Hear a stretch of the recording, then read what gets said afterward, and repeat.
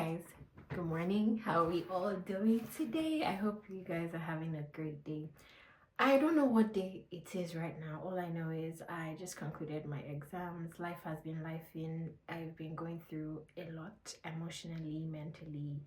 Let's just say life has been lifing. School has been showing me shaggy, but I'm here to give you the video that I have promised so many of you that I would make, but I just didn't have the time or the emotional capacity to do this. This is the first time I'm actually picking my camera to film in a very long time. Like, I haven't even thought about about doing any of that. But another thing, this is going to be my first sit down video, so it may be awkward, just giving you guys a heads up. So let me introduce myself formally. My name is Mufin Ifoluwa, but everybody calls me Kiki. Best believe most people don't even remember that my name is Mufin Ifoluwa, so everybody calls me Kiki, and you can too. I'm a content. Every time I think about that line, it never sits well in my head. So I am not going to say I'm a content creator based in Canada, because honestly, all these things doing me like dream, like film trick. Like, this is not my life. I'm a mom to a beautiful 4-year-old son who I left back home in Nigeria, and I create videos about my life here so my son can see me and watch me and literally be updated and up to date with everything I'm doing here in Canada. So I create videos for him and my family back home. And over the last couple of weeks, my family has increased in number. So if this is your first time coming across this channel and you think that you want to join my family, feel free to hit the subscribe button. This is a fun house. Sometimes we get a little cray but eventually everything settles. And if you're an OG and you're a returning subscriber, I mean, the subscribers that send me DMs, pray for me, like, you guys are my family, my familia. Like, thank you for watching all my videos, for commenting, for just showing me so much love. I did not know people on the internet could do that, but I'm so happy and grateful. Now to the bone of contention for today. Today's business agenda is, this is a long overdue video, because I have promised so many people I will make this video times and time again, but like I said, I wasn't in the mood for it. School was showing me pepe. I cannot be saying shaggy and you people expect me to come and stand here and tell you how I move here. You know, I have to, recover, get myself a bit, and then come back to give you guys the tea. But today's video will be how I moved to Canada. I will tell you guys everything from the admission process down to the visa application process, I guess, and everything else. Where do we start? Yes, I'm going to be looking at my phone because I told people that school has fried my brain, so I can't always remember everything off heart right now. So I'm going to be looking at my phone a lot because I had to make a list of things I have to do. One thing about me is I'm a planner. I, like, whenever I'm planning out, I always plan out my videos, like, keep points. But this is such an impromptu one because I literally don't have time. Today is the only free day I have, and I was like, you know what, let's just film this. However it turns out, at least I'm passing on the information. Okay, so this is, like I said, how I relocated to Canada. I'm spilling all the tea. I mean, all the tea, every single tea. Whatever you guys hear me tell you today is just though. I'm not giving you advice. I'm not giving you anything. Let me borrow RC Darling. I don't know if you follow her here on YouTube. If you do, good. If you're not following RC, I don't know what you're doing. But let me take her phrase and borrow it. Everything you hear on this channel, pure gist. I don't need to give advice. So first things first, we actually have something special to do today. My address is on here, so I was trying to hide that. I don't know if I can show you guys this box. Are you seeing how huge it is? Teddy Blake, New York called and your girl answered. So we're going to unbox this package that Teddy Blake sent me. I've had this parcel with me for a couple of weeks now, but I wanted to unbox it with you guys because, as you know, I don't like to fake first reactions. I want you guys to see it as real as it is. So let's unbox this bag while I tell you guys a bit about Teddy Blake New York. Teddy Blake New York is a brand that caught my attention for all the right reasons. Teddy Blake is known for creating luxury handbags that embody timeless elegance and functionality, all without the outrageous price tag. Their mission is really simple: to make high end quality designer bags accessible to everyone who values craftsmanship without breaking the bank. Who doesn't love to save some coins and still get good quality stuff? If you don't, I most certainly do. Which is why the Teddy Blake brand aligns perfectly with my core beliefs. Luxury shouldn't have to cost a fortune. I wouldn't break the bank to buy a bag because I've always been financially responsible and accountable. Honestly, I believe before spending $5,000 or more on material items that may just sit in your closet, you should have way more than that in assets. This is just how I was raised, though. I'm not telling you how to spend your money. Spend your money however you wish. But in this household, we preach financial responsibility, and I think it's everything everyone should actually do. Even if I had that kind of money, I'm still not going to buy something like that. It's really not just practical. That's why I chose to work with Teddy Blake. What really sets Teddy Blake apart is their dedication to craftsmanship. Each bag is crafted in Italy using premium leather by the same artisans who create bags for the big luxury brand. Like, I don't understand why, if it's the same people, why are we paying more when we can get it cheaper anyways? This ensures that every piece is not just beautiful, but built to last. Now, let me introduce you to the Kim Somato bag. I got this bag in 14 inches, and the moment I opened the box, I could see the attention to detail. The leather is rich, buttery, with a smooth, structured finish that speaks to its impeccable craftsmanship. The bag is carefully crafted on both sides, inside and out, featuring premium materials. The thoughtful design elements also come with an adjustable strap, giving me the option to wear it as a shoulder or cross bag, perfect for versatility. At this point, I believe owning a Teddy Blake bag is more than having just a handbag.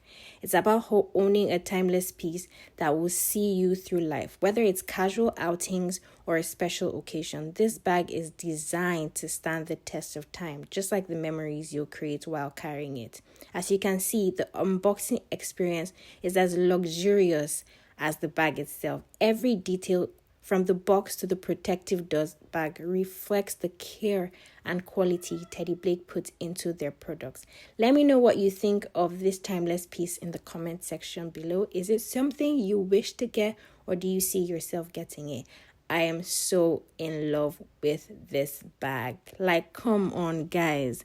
This is luxury for less. So I got the Kim Somato bag in 14 inches, and you guys, this bag is everything she said she is. Like, what? Can you guys just look at it? Like, I showed you guys detailed shots of these bags close up, but like, I wish you guys could see it in person because this bag is amazing. Like, the craftsmanship, the attention to details. Oh my god.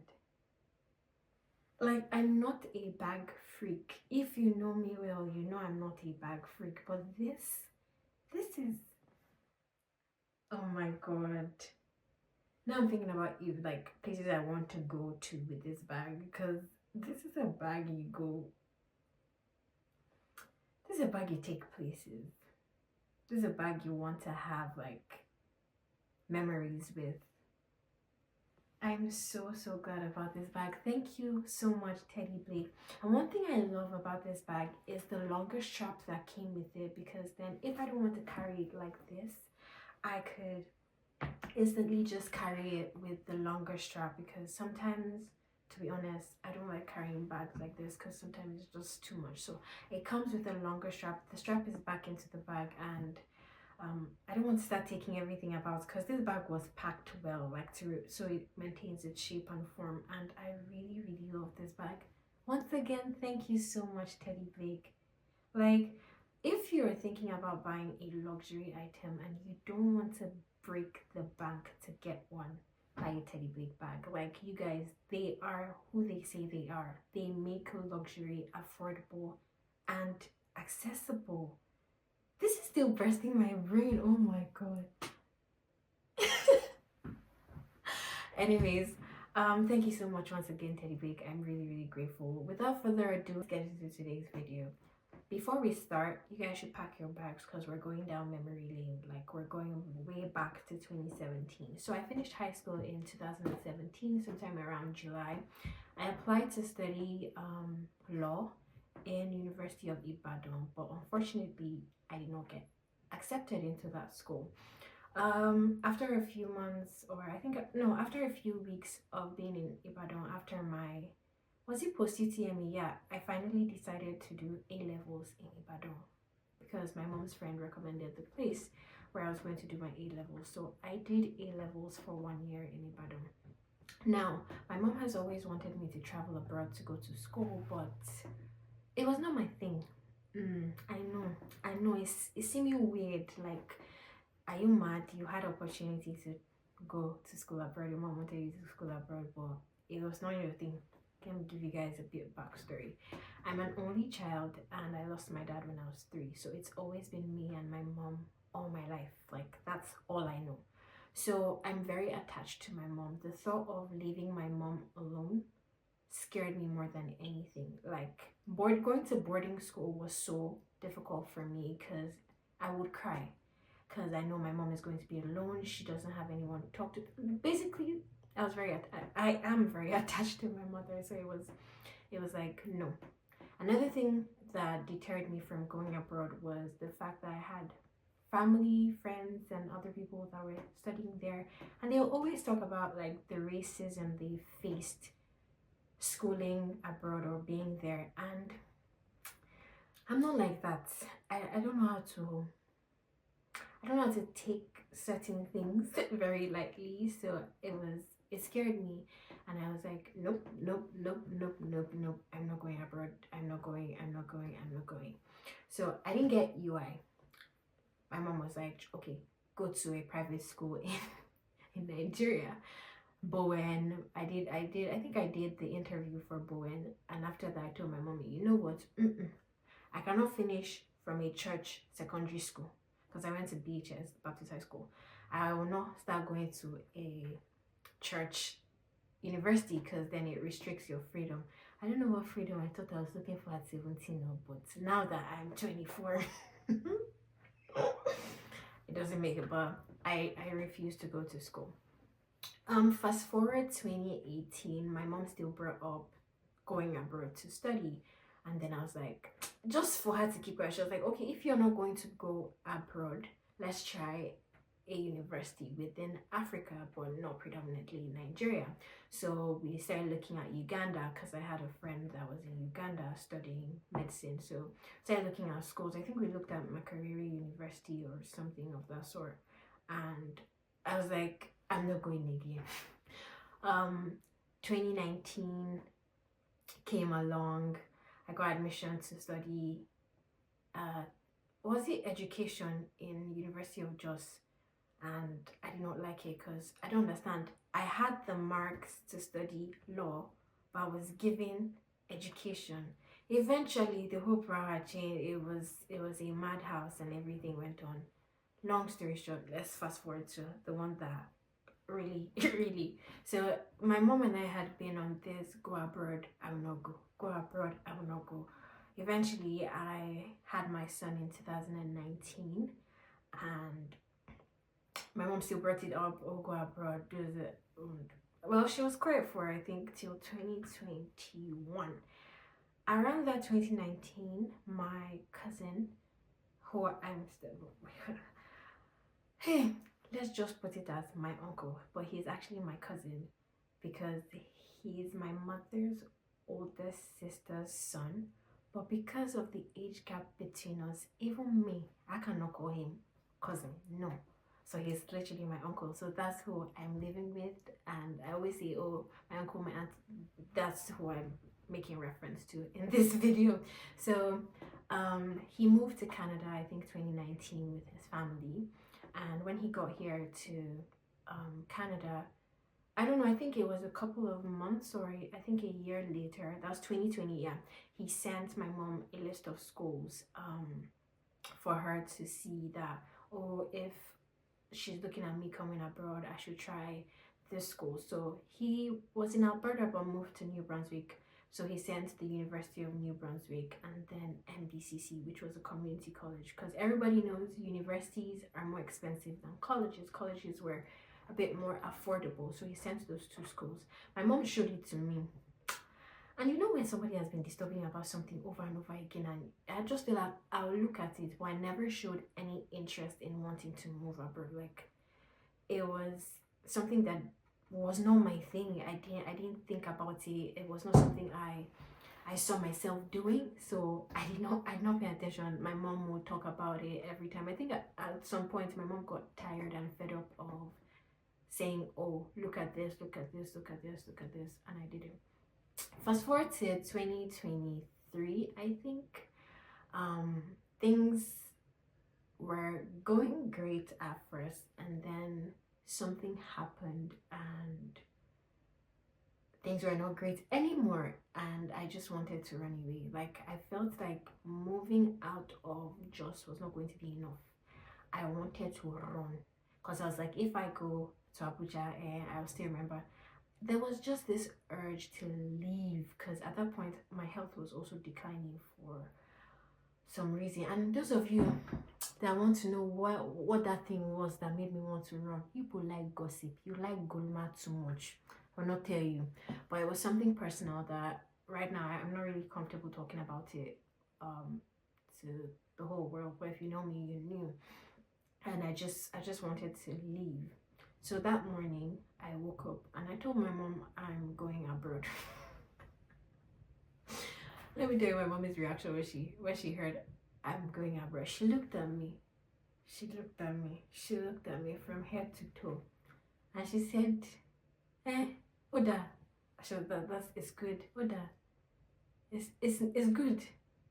But she came back and she was like, you're going where? I was like, Mommy, I'm going to go abroad. She laughed, and she next thing, she came back to meet me again. I think that was later on that night, and she was like, I've asked you for several years to go abroad, and you say you're not going to go. You're not going. It's now that things are much harder that you say you want to go. When she's like, it's a nice idea, but I don't have money. She thought I was joking. Everybody thought I was joking. And then it was like, you're going abroad. So like I said, even I myself didn't even believe in myself that it was going to happen. So when she told me that it's now you want to go when I don't even have the money to fund it, and I was like, God will provide.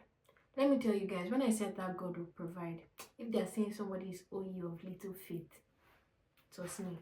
Because number one, I didn't even know how much it would cost, the expenses of anything. I just said that God will provide, because God will provide. So a few days pass, and then my mom comes to meet me and she's like, okay, what school? And I say, I looked at the school. I tell her I looked at the schools that my uncle sent. She says, which schools did your uncle send? I was like, the schools he sent since I think 2020. And she said, you went back to read the chat. One thing about us in this house, we will keep chats. We will keep chats. I was like, yes, I went back to read the chat. Out of the schools, MBCC was what I picked. I was like, okay, what am I going to study? And then one night again, I got this strong urge to go into the nursing field, because when I was 14, I actually wanted to be a doctor, but I hated physics and math. And in my school, if you fail, you can move. Like SS1 is one class that they like cut your wings a lot. So if you feel like I think it's, if you fail two science subjects, you have to repeat or something of that sort. Long story short, I left science class because I can't be failing maths and failing physics at the same time.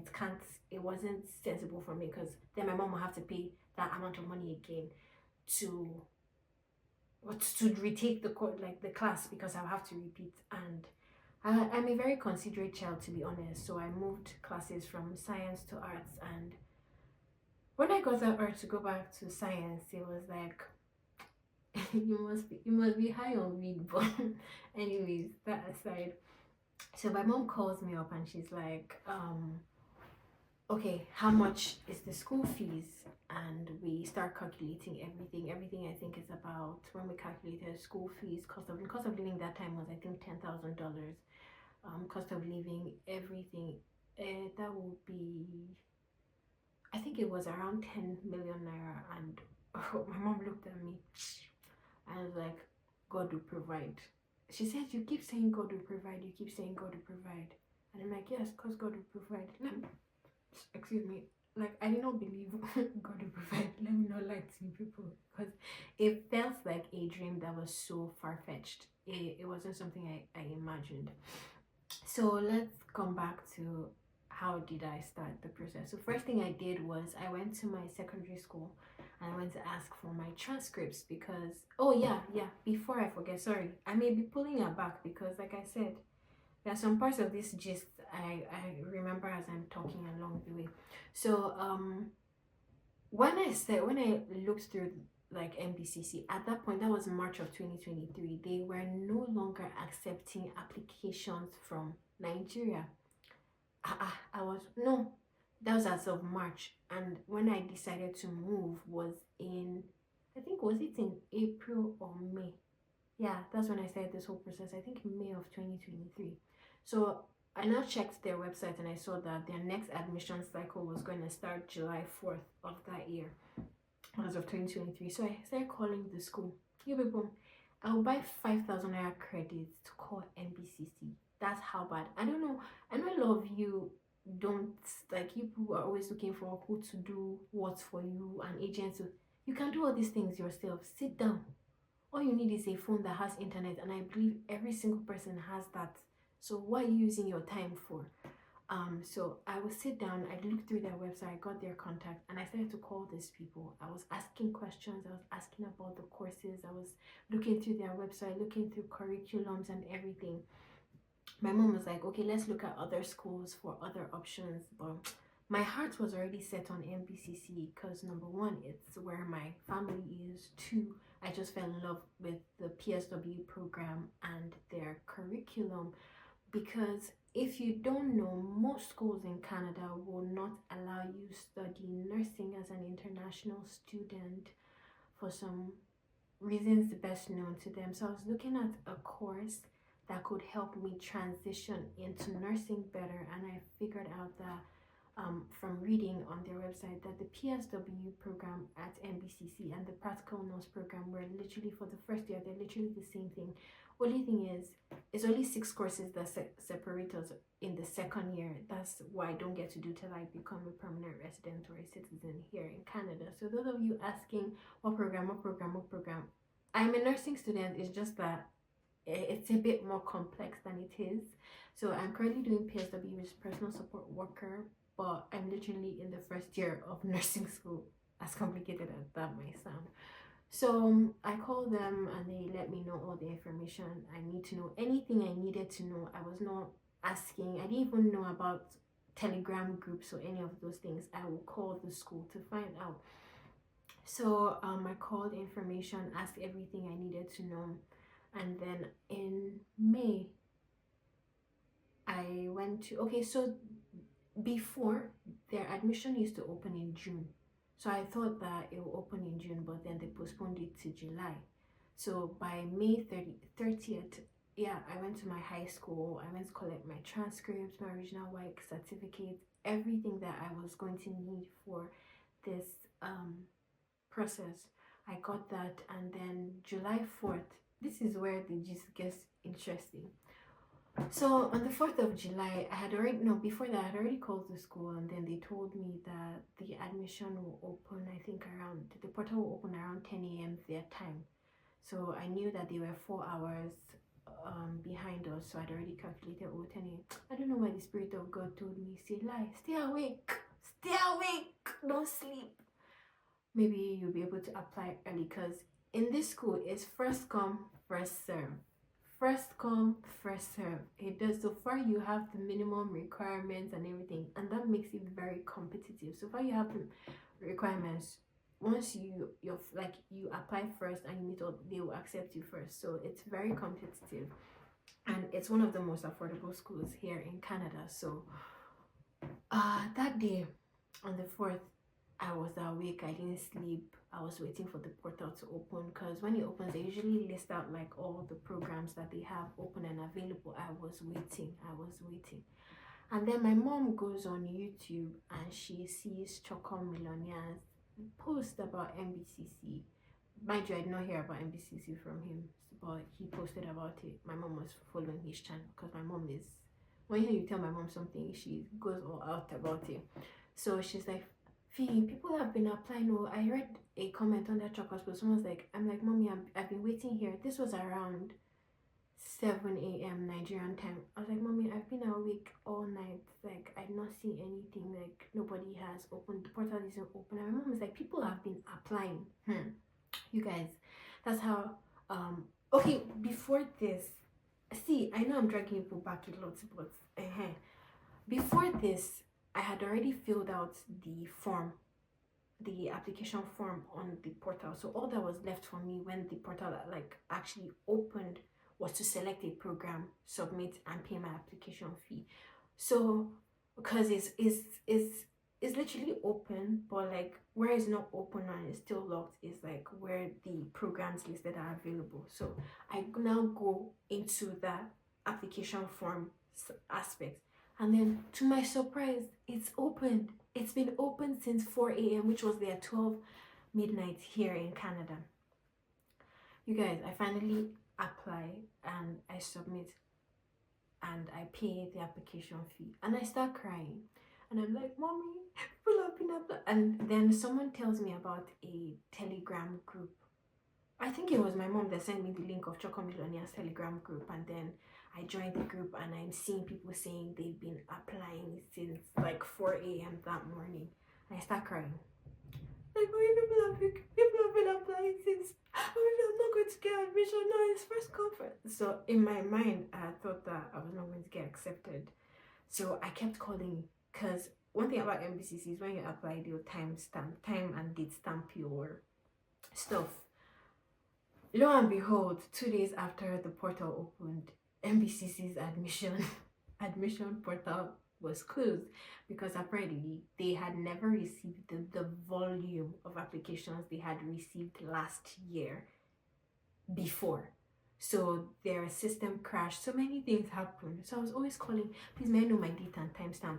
Because another thing is about MBCC is, I don't know if most of you know this, but when you submit your application online, you also have to send them your WX scratch card, NECO scratch card. So those two also have a fact. So when they receive your complete application package is when they time and date stamp whatever your application came in. So I sent in my, I think a minute after I submitted my application on the portal, I sent in my scratch card and details to their email address. So that was when they timestamped for me. So now the wait began. This was July 4th, yeah, that I sent in my application. July 25th, they started sending some people admission letters. How did I get to know? From that Choco Millionaires Telegram group, I got to know about the MPCC Telegram group, so I joined that group. So it was like a bunch of us that were waiting and all those stuff, so we're all in the group. I got to meet a few people who also applied. Honestly, I think I DM'd almost everybody that said they had applied that day, because I was really sad. I was like, oh, when did you apply? What time did you apply? Because that timestamp is something they actually don't joke with. So I was sending everybody, I was like, I'm not going to get admitted. I'm not going to get admission. So July 25th, they sent some people admission. They sent them, oh, you've been accepted into your program of choice, blah blah blah. And here I am. Some people that even applied by 10 a.m. Nigerian time, some people applied in the evening. They attended receiving admission. I did not receive any email. Hey, see, my health, remember, my health wasn't up to par. And this now, I sat down. I cried. I'm like, Mommy, this person applied after me. Why is it that I've not gotten admission? This person applied. That's where I met a few of my friends, and then he was like, "Oh, don't worry, that's Kenneth. Kenneth is, in fact, an angel sent to me. You guys will know why along the way." So we are waiting. August passes. We did not hear anything from MBCC. September, I don't hear anything from MBCC. That's 2 months now. I call them, they're like, "Oh, this is that. You just have to wait. They can't tell me any more information." It got so bad, I got so depressed and waiting. I think around the 23rd of September, Kenneth gets admission, and I'm so happy and excited for him. And he's like, "Oh, let's just pray for yours." At that point, I'd already lost hope that I was not going to get admitted. So around this time, I think Nathaniel Bassi posted about, was it this way to me? One of the celebrities posted about Hallelujah Challenge, and I had heard about how Adesua and Banky were waiting for a child and they joined the Hallelujah Challenge and stuff. Mind you, I always had a very rocky relationship with God. So, that's one part of me I know I never talk about. So, fast forward to October, the Hallelujah Challenge starts, and I join in because I just needed something to help me take my mind off a lot of things. I was not feeling very well. I was always falling. So it got to a point my mom was like, "I didn't give birth to you, a sicker, all this is happening." It was just last year was very crazy. It was a very, very, very crazy time in my life. And though this is not going to be a video about like a personal insight to my life, just know so many things were happening at that point, and I was dealing with so much, and I wasn't sleeping well. I was having serious insomnia. I was going through too much. So I joined the Hallelujah Challenge. At least like I can wait on the Lord for all these things that were going wrong. Eventually, I think one night they prayed about what we needed and stuff. So I prayed about it. And then on the 11th of October, around 10 a.m., because let me tell you how bad I had mastered this whole MBCC admission cycle. I knew the exact time that these people used to send out admission letters. That's how bad I had waited, to the point that I had mastered everything. So once it's 10:50 something, close to 11, I started looking at my email, because I know it's at this time they send people admission letters, because I was in contact and communication with people on the group chat. So before, I think a day before, my mom had called my uncle, that's the one here, to report me to him.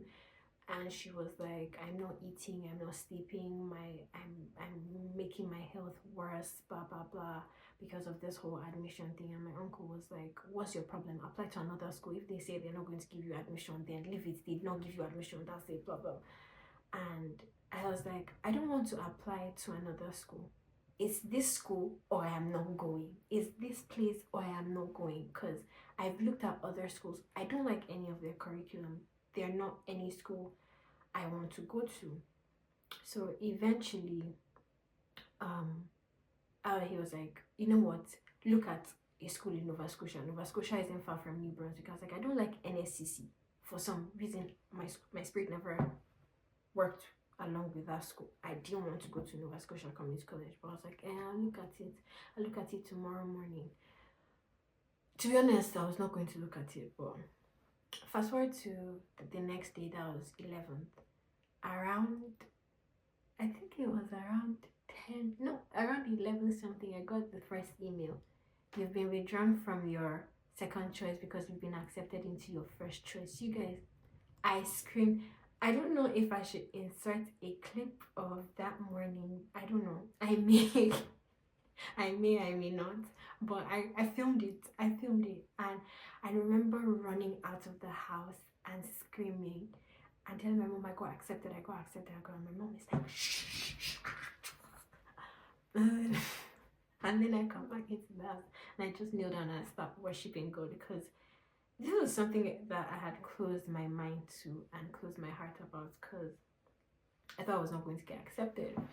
Now let's bring it to where you set the ball in rolling. So I accepted my seat. My uncle helped me pay my confirmation deposit from here, because it's easier to pay in card than in naira. So he paid my confirmation deposit. That was, I think, $500 at that time. Yeah. So now what's next? Getting ready for visa application, but this is when it just gets sweeter. It gets sweeter here. It gets very, very interesting here. So, like I said before, my mom and I had calculated. This was before Tinubu came into power. People should put into mind, before T-Pain came along the way. So we had calculated 10 million. So we're still looking at, okay, how we're gonna like raise the money. And then one of the days I called my dad's friend just to tell them that I had gotten accepted into a school abroad, not to ask for anything. I actually wanted to tell them something different, but I've forgotten what I wanted to tell them. But I shall know that the Holy Spirit kept telling me to shut up whenever I wanted to say what I wanted to say to them. It was not to ask for anything, because these are people that, in fact, since my dad died, they have been there for us more than I can ever imagine. So the Holy Spirit kept telling me to shut up, shut up. I'm like, I need to say it like this, and you're telling me I should keep quiet. Why will you tell me to keep quiet? At the point I was like, shh, you know what? I'm not listening. I'm going to say what I want to say. And then you guys tell me why I was ready to talk and nothing came out of my mouth.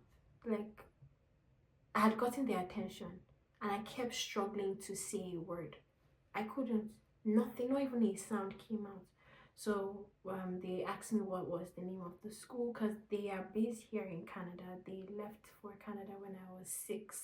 So they've been here a very long time. So they were very excited about the fact that I was planning to come to Canada.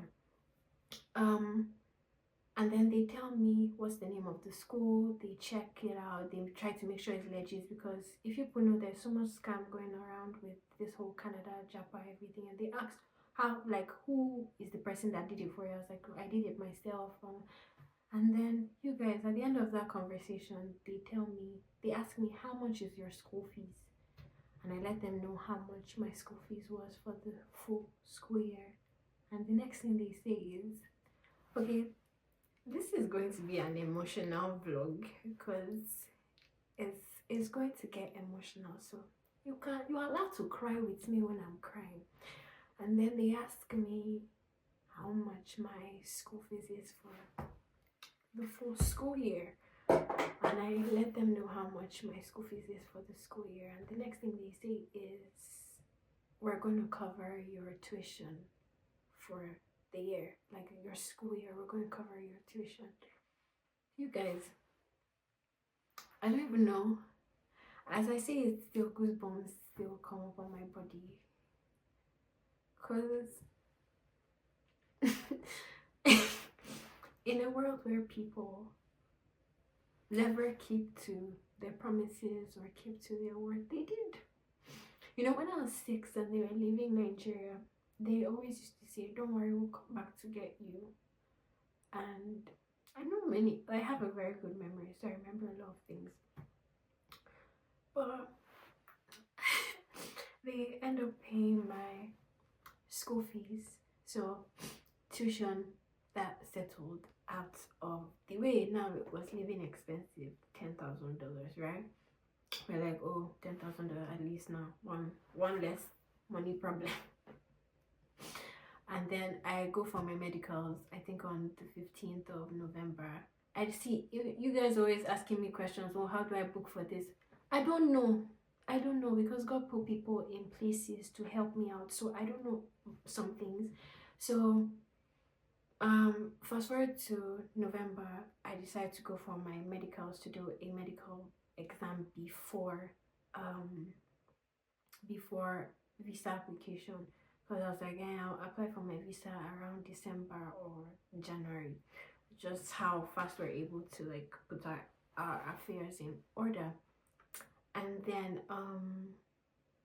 Kenneth books the medical for us. So if you're asking me how do I book medicals, I don't know, because Kenneth booked it for me. All I needed to do was transfer the money. I think that time medicals was 46K. So I transferred the money to him and then he paid, and I was on my way to Abuja. We had our medical, no issues, everything cleared. Now, this is where, I told you the intensity of the story keeps going higher and higher as we move. Let me just make sure that I give you this gist in sequence. Okay, yeah, I'm on track. So come December, before, I think that was in August, they changed the prime minister from Sean Fraser to Mark Miller. Everybody was doing, oh, this government will favor me and my family. We too, we follow to do this. Government will favor me and my. It has favored me and my family. It's just we were not prepared for the shaky promax ahead. Fast forward to December, and we are sitting at home one night, and the minister decides to announce. I think that was on the 7th of December, if I'm not mistaken. He announces that from that day, he announces that from January 1st, 2024, cost of living will go from $10,000 to $20,635. I don't know, you guys can imagine how I felt, because I was like, how? Where do we start from? So we started calculating how much 20,635 was and everything. And my mom looks at me, and she looks at me, and she's like, we're already close to exhausting all our resources. Like, where do you want me to find? So it was like that. It was stressful. It was stressed out. And then we keep pushing and praying and doing everything. And my mom was like, okay, since you can still apply this December before January, we'll apply we'll apply this December. You guys, tell me why we start working towards like applying that December, and the Holy Spirit tells me, nope, we're not going to apply this December. I was like, what now? What is it? Like, I was literally, it was one thing I learned from this whole journey last year was I could argue with God. Oh my God, I argued. And I was like, why? They are saying that we're going to use $20,000 to move by January. You're not telling me I should apply after that. It was a very big tussle and wrestle. Eventually, I gave in. And then I told my mom, if I apply for this visa by that day, I think I was going to apply 23rd December or 17th. I can't even remember. One of the days in December, I will get rejected. My mommy wanted to kill me. If they allowed her, she'll lay me down and slaughter me, because she was like, are you listening to yourself? Like, this is what the criteria is. This is what. And I'm like, I know what God is saying. This is what he's saying. My mommy didn't talk to me for 1 week, you people. she didn't say a word to me. Now, fast forward January. I was like, I would apply January. I think we worked towards January, Sha. We worked towards it. And then, yes, I was to apply January 24th or so, because we had gotten all our affairs. God was able to intervene. We were able to get the 2635 that was needed and everything. You people, that's how Uncle Marco came to give us another announcement that from that day, application process, like visa application, has been paused for study permits. See, there was nothing I did not say to God that day. I was mad, I was angry, I was, in fact, looking back now, I said some very, very, very profound things, because in my mind I'm like, why would you allow me wait, and then 2 days before I apply, you now bring this again? I was angry. I cried. I cried. In fact, at that point, I had stopped praying. I stopped. I didn't want anybody to talk to me about anything, because I'm like, why? Why? So nobody can apply. Nobody even understands what provincial attestation letter is. He said we call school. They tell you they are also in shock. They don't know what he meant by provincial attestation letter. They will have to give us feedback when the province self is calling him. Nobody understands what he's saying. So it was like, nobody knows what he's asking them to do, but he wants it done. So we didn't know what was going on. We're literally in the dark. I remember sending emails to like the immigration consultant at my school. I was sending people several messages and nothing. So you know what I did? While I was waiting, I was using that time to study refusal letters on the OGC group. Yeah, I joined the OGC group. I can't remember where I got the link from or something, but I sure joined OGC group. I think it stands for Olufemiloye's Jackba Community. I'm not sure if I'm correct, but I think I joined the OGC group in December. I'm not sure. I can't remember. But yeah, I joined the OGC group, and at that point I was seeing like people getting refusals. Like I was seeing people that had similar cases to mine, blah blah blah. And I had a friend who was like helping me put my documents together. So I remember I would send him like this refusal note, and he's like, "What's your problem? It's the only refusals you can see. Can't you see like approvals as well?" I'm like, "See, this person's story is similar to my own. This person got rejected," and we will go back and forth and argue and all these things. So this is all I did. February 1st, the 1st of February, we sleep with dollar at, we went to bed, and like 1 naira to 1 Canadian dollar was, I think, hey, how much? I think it was 6, no, it was 4 something. And the next morning, no, that was January 31st. January 31st, we went to bed, and 1 Canadian dollar to a naira was, I think, yeah, 500 and something. And then when we wake up February 1st, the next morning, it hit 850, and it kept going up. It kept going up. And the money that we had was in naira. We literally watched the money we had depreciate drastically. Like, your money, you literally watch your money become useless. So like, the proof of funds we needed, we had it, but then the money went because of the rates.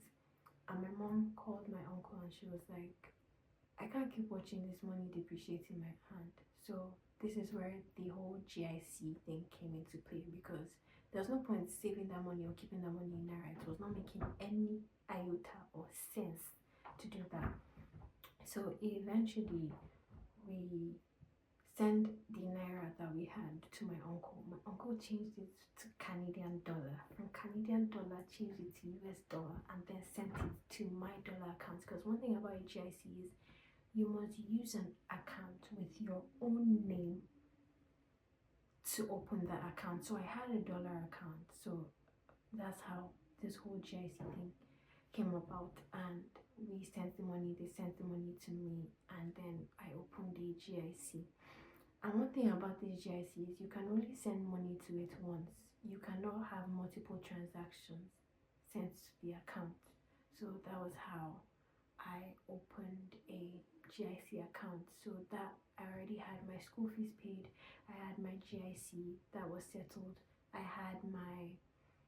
literally had everything required, like by Feb, like set, because crazy things were happening and it was just too much. So that's how I had the GIC.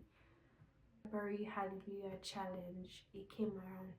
This happened this announcement came 22nd January. I told you guys I did not have it in me to pray. Honestly, I wanted to skip the Hallelujah Challenge, but my spirit kept telling me, just do it. So I joined because I was so confused. I was angry. I was pissed. And then I joined the challenge. And Pastor Nat said we should write in our books. I think he said, and it came to pass. Yeah, so in my Hallelujah challenge, I wrote every single thing down, and it came to pass. It goes dressed like your miracle. I will always like carry my box and everything. I remember in December during Christmas, I was telling people, enjoy me now. This is my last Christmas. Like, it got so bad to the point people were asking me like, has your visa been approved yet? I said, I've not even applied. Everybody look at me like.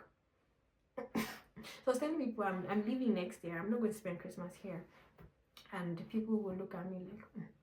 So I joined the Hallelujah. I write all my things in the journal and all that. We did not apply. February, March came, and then the announcement from MPCC came. I think that was March 5th, a day after my birthday. They said, okay, they have news now on provincial attestation letter, there are requirements, blah blah blah blah blah blah.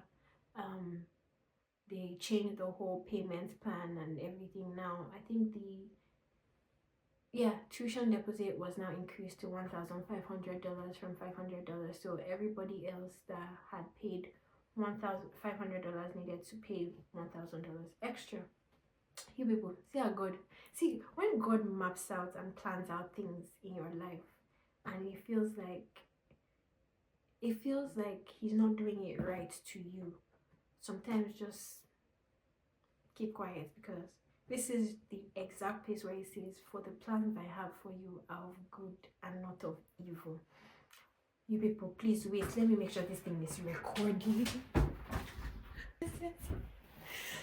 Yes, it is. So, like, the plans I have for you are of good and not of evil. This is where it came to play. Because you guys, tell me why I did not have to pay a single dime. Because number one, my school fees had been paid in full, so I didn't have to pay anything extra. To the point was when we calculated how much I had paid, I had actually paid over. So none of this had anything to do with me. So when I got the email from MBCC and I'm like, 1.5 for what? Like, they're like, we're sorry, it's just a mass email. You're not part of the people that have to pay anything extra. I was like, I screamed, because this was God working. It gets interesting. Eventually, I think after a couple of weeks, April 12th, I get my provincial attestation letter. No, we cannot jump to April without what happened in March. I'm jumping too much.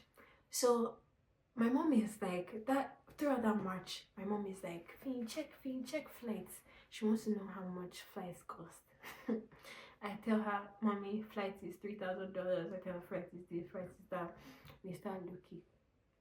You know when Pastor Nat said, faith is not normal. When you have faith, it's not something you do normally. So that day, I was talking to people. I always ask. One thing about me was I was always asking people questions. People that had gotten their visa approved. Yeah, Kenneth applied for his visa in December, so we were all praying and waiting. And that March, I had just spoken to him that March 5th, and then he tells me about, we're still praying and waiting. He was so discouraged. I had to be there for like him and other people, because we have a group chat for MBCC for the fall 2024 session, and I was the admin to that group chat.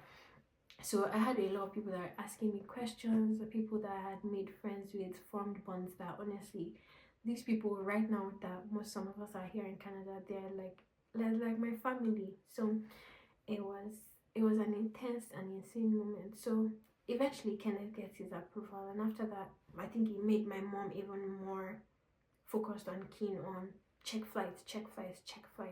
I was like, Mom, we've not even, but she was like, just check flights. My mom was telling me to check. Oh, she just said check, let's have no price, because my initial plan was I was going to use Lufthansa, but Lufthansa wasn't checking out at that time.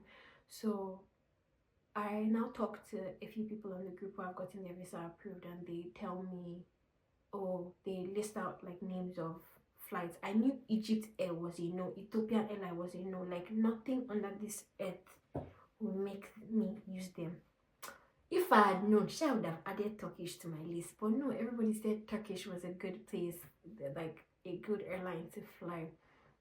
So they give me a list of different airlines, and for some weird reason, I see Turkish. And my mom had told me that one of her friends had flown Turkish, and she said their service was impeccable, that it was good. So I go to Turkish Airlines website and I go to check for flights. And lo and behold, that did I check, I see a flight that cost, I think, 1,000 something. It was very cheap, very, very affordable. And then I called this my friend who was helping me like put my stuff, my documents together, and I'm like, see, this is I saw this flight on Turkish airline, like it's very affordable. All the other flights that mom has been asking me to check for, they're all expensive. And my friend tells me, book the flight. Hmm? I said, excuse me, what? He says, book the flight. It says it's a the funny thing was that particular flight was fully refundable, so if anything happens, we'll get the money back. it was like a joke. I didn't tell my mommy anything.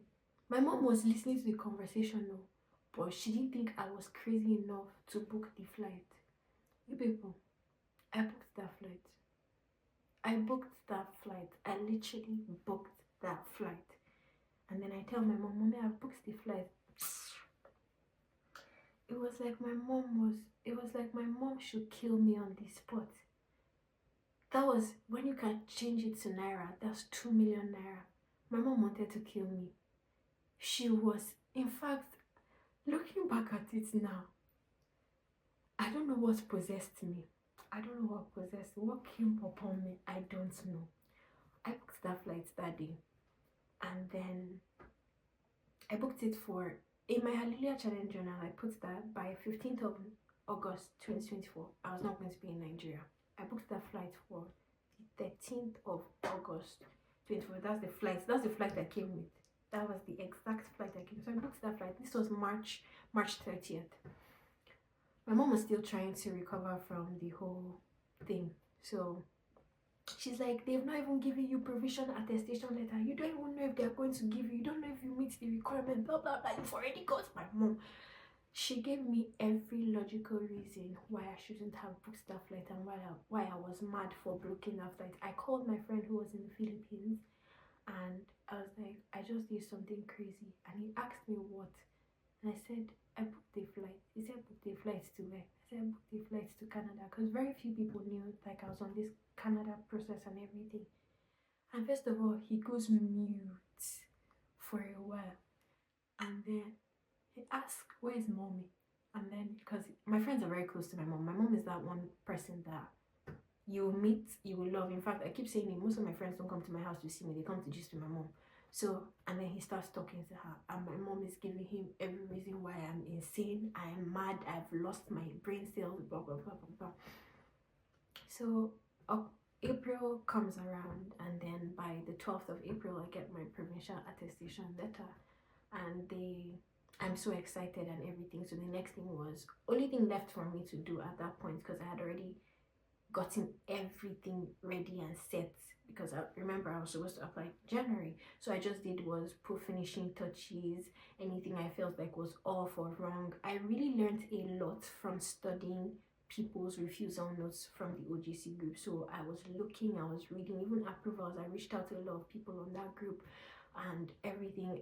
More people I would literally give credit to is, I think it's Gabriel Johnson. He's on the OGC group. He has his own group as well. I'll put all the links to all the groups I joined in the description. But you guys, please be very careful when you're joining these groups, because in as much as there are people that help and helpful information, there are also people that are very dubious and will scam you for your hard-earned money.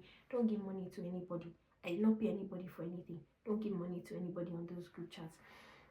So I reach out to, even I think it was Gabby. Gabby's, I think that's, yeah, Gabby is one of the admins on the OGC group. Like, I was asking questions, always ask questions. Questions help. So eventually, I have everything ready, and then by the, I think it was 19th of April, I went to print my mommy's bank statement because my mom, I used my mom as sponsor and my daddy's friend as um a co-sponsor since they paid my tuition and all that. So I had two sponsors. I had two sponsors. So fast forward, and you guys, it was so great. My dad's friend, like every single document I needed for this application, they helped. Like they were very open. See, my dad died 21 years ago, and my dad had multiple friends. Well, there are friends that he had that has stand, like they have stood out. I'm talking about my dad's friend who was a lawyer. Like every legal document I needed, that for anything, they did that without asking me for a dime. Like, I'm not going to cry now. Well, all I'm saying is I'm very grateful for the people that God put in place for me for this whole process, because I didn't do it alone. It wasn't me alone. So on the 19th in the morning, we're at the bank and we're trying to get MBS for some weird reason. People that we're banking with old people's bank, Union Bank. We didn't know that getting MBS from Union Bank would be so stressful. So they were like, they've locked them out of their portal or something of that. So we have to wait for blah blah blah. In the process of waiting, my mom gets a call. My grandma has been an essential part of this process because my grandma would literally ask, Kiloku, what's left? My grandma was on her toes. My grandma was sick. My grandma had pancreatic cancer, and my grandma has always been actively involved in my life, right? Even before my conception, to my conception, my birth, my grandma has always been actively involved in my life. So she was very well aware of everything that was going on. She was hands on deck, full on grandma mode. Wherever she needed to help, she was helping out. And then I get the call. My mom gets a call that morning, I think around 10 a.m. And my mom says, she looks at me and sees me and still signing what month they need to print the bank statements from to what month for me. And my mommy says, my grandma is dead. And she tells me, don't cry, we're in the bank. I tried to maintain composure. I tried to keep my steez. It did not work. And I started crying. It got so bad. I was crying so bad that some ladies in the bank came to pull me to a corner. They were like, is he fraud? Blah, blah, blah. And I'm like, no, I just lost my grandma. And I was supposed to apply it that morning. And I'm like, I cannot do this. I can't do this. Like the person I was doing that has been actively involved from the beginning. You people are telling me now that she's gone. She's not going to see the end of this. I was like, I'm not going to apply for this visa again. I'm not going. And my mom was like, look at how far we've come. Look at everybody that has invested in this. Look at how much everybody time, effort. This is like, this April. We've been working on this since like last year. She's like, don't do that. Eventually, with tears in my eye, and that was the worst day to apply for anything in your life, something big like that, or something crazy happening. Eventually, I applied for the visa with tears in my eye. And the next thing was to wait for me to get the biometrics confirmation letter. I knew it takes about 28 to 48 hours to get that letter. Tell me why I got this letter within 2 hours. I got the letter to go for my biometrics. Next thing was trying to plan how to get to Abuja. I got to Abuja, I went for my biometrics. I think I did little clips from, I don't know, maybe I should include them, maybe I won't. If people don't see those clips in this video, I'm sorry. But if you do, you're luck. Because this video is already going to be very long. So eventually I go to Abuja for my biometrics. Now, this is another thing that happened to me while I went for my biometrics. So, my appointment was by 11:06 on the 23rd of April, and I got there a bit earlier. No, yeah, I think my appointment was for 11:30. I got there 11:06 because I didn't want to miss my appointment, because I had heard all the gist of how if you miss biometric appointments, it was going to be insane, crazy, blah blah blah. So I end up going early. I get there and I'm by the door. I couldn't film much inside because I wasn't allowed to. I almost lost my phone. Like, the security lady asked me to delete some of the clips I already had before coming. So I get there and I'm standing by the door waiting for, like, because I see people sitting down and I see people like at the counter. And the lady at the counter was like, "What are you here for?" I'm like, I came here for my biometric. She was like, "What country?" I said, "Canada." And she tells me, okay, I should take a seat, but there's no space to sit down. And then one of the guys rose his head up and looked at me. He was like, "You come here." So I was like, "What did I do?" But I'm dressed properly and everything. He's like, "What are you here for?" I'm like, "I'm here for biometrics." And he's like, "Give me your documents." I was scared because I'm like, "Why is this guy asking me for my documents?" I was like, "Give me your documents." So I give him all the documents that are in my hand. And he starts processing it. And I'm like, "What's happening?" Because there are literally people sitting down. And he's like, he's done. He gives me and he tells me, "Go and sit down in that room and wait." He's like, "Sit down in that space." Even the people that were sitting down waiting for them to call them to scan and look through their documents were shocked. And then the lady calls me. I do my scan and everything. One of the papers was not scanning. And you people know, if your paper or something, you forget to print out anything, you go downstairs to go and print, and that's 2K for what? Come on. And she was like, "It's not scanning." Hey, that's why I started praying. I was like, "God, see, I don't plan on paying any extra bills today, please, just let it." And I started praying and praying. Eventually she was like, "I should go to the other room." The lady did my biometric, scanned, and I left the place. I came back to Jos. Now this is where the wait started. I started praying. My mom was like, "Oh, we know we'll pray visa approval in 10 days, blah, blah, blah." Wait time for visa application process at this point was 13 weeks. By the time I applied, the wait period for Nigeria was 13 weeks. When my mom was praying for 10 days, I was looking at her like she was mad. Let me be honest. I was like, "Mommy, it doesn't work that way, blah, blah, blah." At a point, I started praying with her for that 10 days. We did not get, and one thing about MBCC, I don't know, a lot of you have been asking me about the school.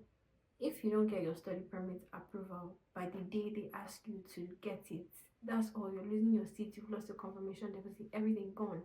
And our deadline was, I think, August 11th, I think. Like, with everything that happened, all the delays that they knew wasn't our fault, they still put August 11th as deadline. When you calculate April 19th to August 11th, you barely have 13-14 weeks. And if you know IRCC, what is on their website, it's not always what will happen. There are people that were waiting for 6 months, waiting for 7 months for an approval. I would sit down on my bed and I would cry. So many things were happening. Like, I was having a very hard time.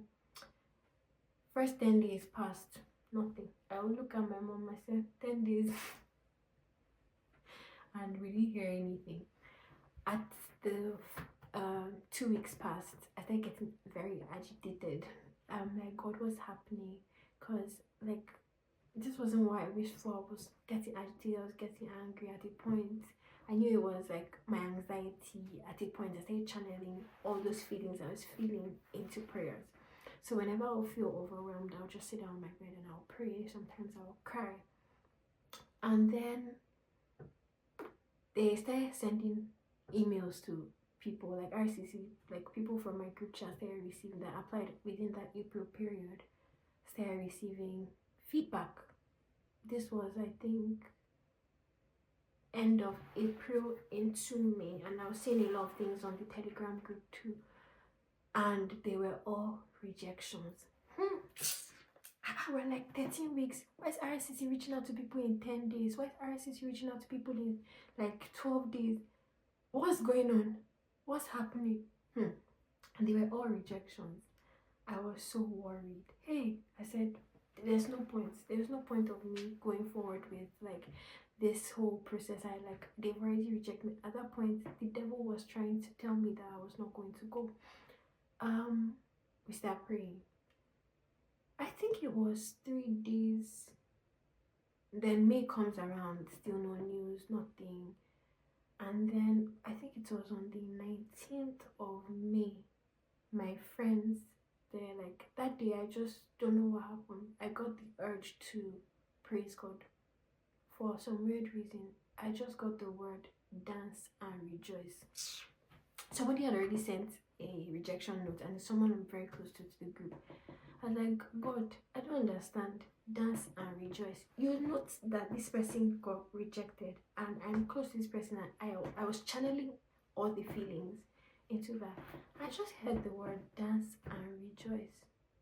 After arguing for like 5 minutes, I eventually built my spirit up to actually dance. So I started singing praises, I started dancing, but that didn't feel enough. So there's this song that was put in my heart, and I started listening to it, and I started dancing, because I always put AirPods in and I would dance. I danced for 4 hours non-stop, and eventually I got, like, as I was dancing, let me tell you the crazy thing, as I was dancing, people were sending me, oh, I just got rejected, oh, I just got rejected. People were sending me their refusal letters, and I was like, from where to where?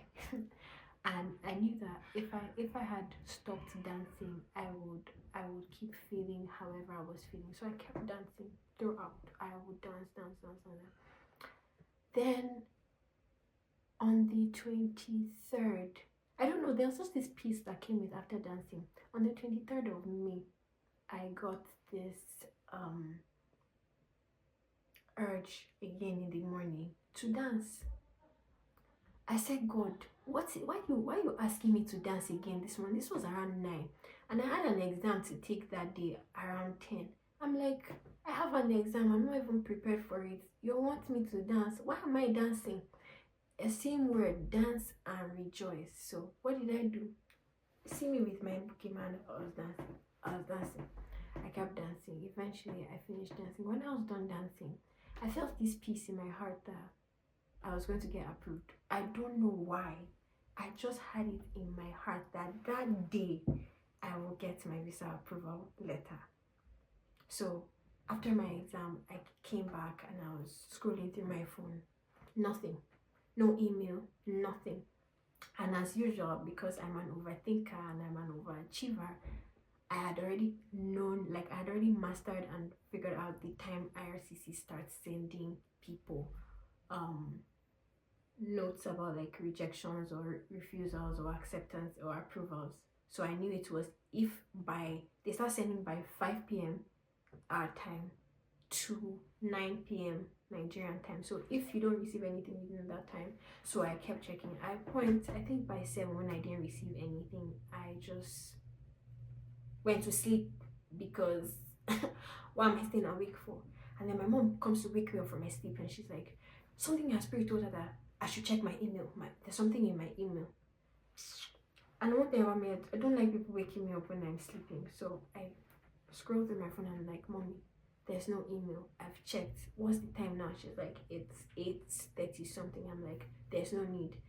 Like, nothing is coming today. Like, I was angry. And then I called I think around 11. No, yeah, I think it was around 11. I called my friend. That my friend is here in Canada, so he's here in New Brunswick as well. So I called him. That's the friend that I was telling you, told me to book the flight and told me to, like, was helping me arrange all my documents together. So I called him and I was like, you know what, I don't even want to go again. This is 4 weeks. People have been getting approval. People have been getting this. Why am I not getting any message? Is it that my visa? At that point, honestly, long, but my friend shake me for visa officer. I mean, if you understand Yoruba, you understand what I meant. My friend shake me for my mom, because I've always prayed that God is my visa officer. That's the only reason Timmy will shake me for me, because I was wondering why are you doing that? So as like, this was exactly what I was telling my friend, and my phone was placed down like this on the chair because I was in the parlor, and my phone was placed down like this. A few minutes later, I know I turned my phone over to like this position, and while we're talking, the light of my phone went up, and I looked down, and I saw there's an update on your portal. And I kept telling him, they've sent me an email. They've sent me an email. They've sent RCC sent. I'm like, RCC sent me an email. And he was like, what? I'm like, they sent me. This was around 11:40, 11:40 something.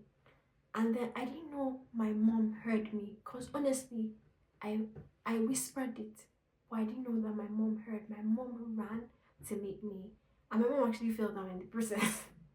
And she's like, what did you say? I said, RCC sent me an email. And she's like, open it. And I started shaking. I was shaking. My body was shaking.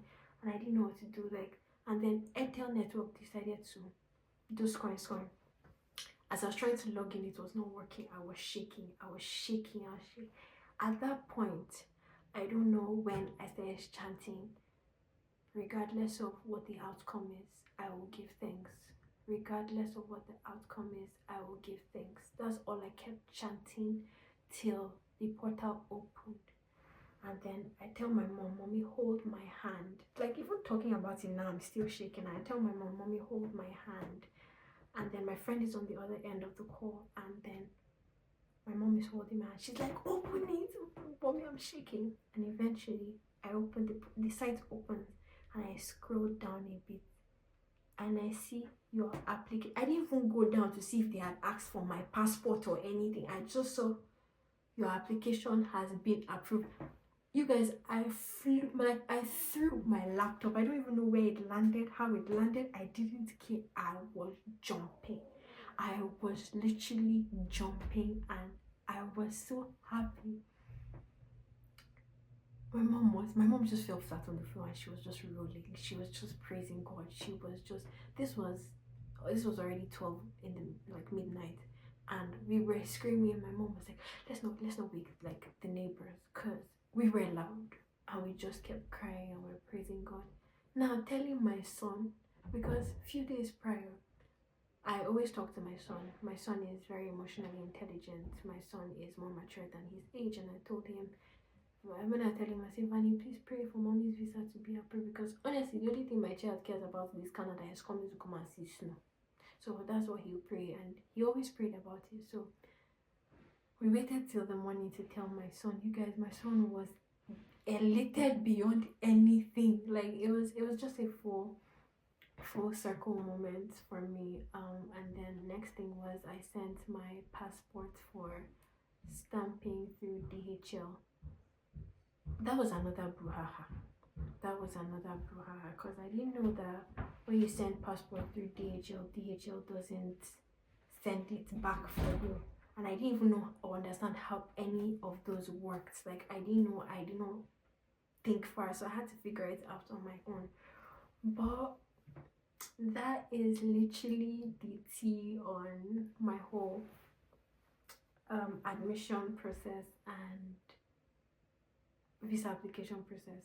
It was a crazy roller coaster of a year, but it's something I'm forever grateful for.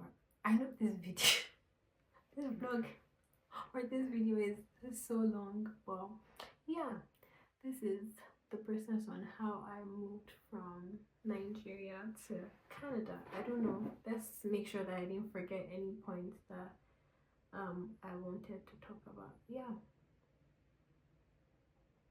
So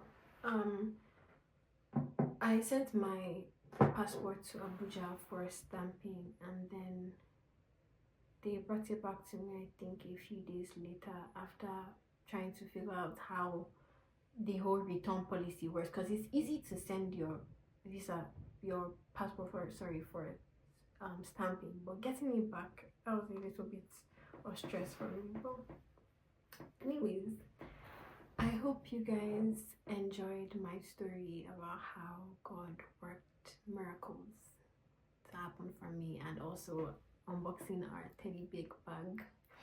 I just want you to know that if you're praying and trusting God for anything that may seem impossible to you and to everybody around you, trust Him. I know I said a lot of things out of very little faith. I keep telling you guys, if you're asking that He owe you of little faith, that owe you of little faith they're talking about was me. But God came through in ways I could not imagine. In unimaginable, unexplainable ways. Like, He came through for me. So I believe He'll come through for you as well. So yeah, I will catch you guys some other time. Thank you for watching probably this hour-long video. But I hope you enjoyed my story and you find it inspiring. I'll catch you guys some other time. Love you guys. Bye.